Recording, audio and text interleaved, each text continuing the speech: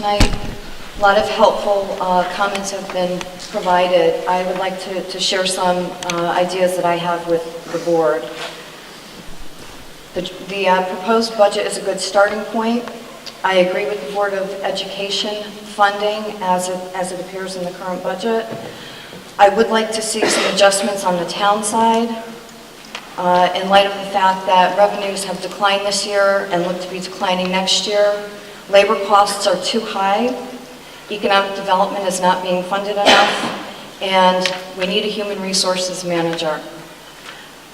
I believe, I've heard tonight that negotiations are underway or forthcoming with the unions. I think every union on the Board of Ed and the town side needs to give some concessions. I agree with some previous comments that were made here tonight about doing away with longevity. The healthcare costs are too high, increases, the whole package. There are so many people out of work. There are so many people that have reduced benefits, no more bonuses, no more raises. People are facing layoffs and have been laid off. When was the last time there was a layoff on the town government side? Because I know there were layoffs on the Board of Ed side. People continue to enjoy long-term job security on the town government side. When do you ever hear of an opening in town government for a position, unless it's a new position? You don't. There are a lot of benefits that come along with being in municipal employment, and at one time, the pay scale was vastly different, lower than the private sector. That gap has slowly closed, okay? Compensation packages were very generous for municipal employment to make up for that gap. Well, guess what?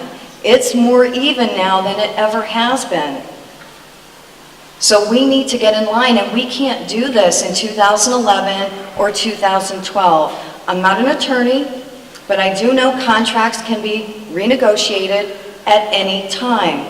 Somebody needs to look at this, because if you propose staff reductions on the town side and or the Board of Ed side to the labor unions, they're either going to step up and open up some contract talks, or they're going to watch the positions go.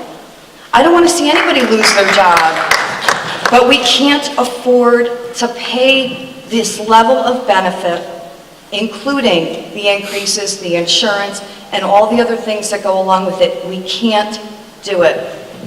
We need to spread the pain. An article in the paper yesterday, Bridgeport, we need to share the pain. Spread it around. Stop going to the Board of Ed. Stop cutting public safety. The fire department doesn't even have a union to protect it. They get cut every year.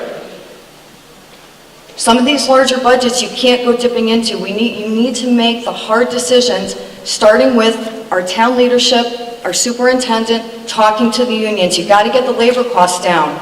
The benefits alone, without salary increases, are costing this town $8 million a year. $8 million. That is too much. That's too much even for people that can afford a tax increase. We don't need to cut town services, Mark. I don't agree with that. If this budget fails, if it goes through at 2.23 mil increase and it fails on the first vote, I don't believe we need to cut as many town services as people think. I think we need to reallocate the money. And I don't agree in cutting recreation and other entertainment expenses, small percentages, and whacking an economic development position director, to borrow John Such's word. I don't agree with that. Economic development is what this town needs to move us forward to reduce the residential tax burden.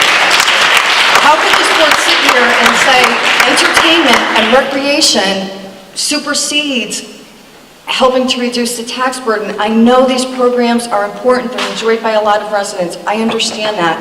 But public safety, education, town services, services for the elderly, those services are what need to take precedence over recreation and entertainment. Economic development, an HR manager can help fix some of the litigation issues that we keep experiencing. We've got to stop this, and it's got to be this year. Thank you, Mark. Thank you. And the rest of the board. For those who don't know, Michelle served for many years on the Board of Finance, so I respect everything that you said. Thank you.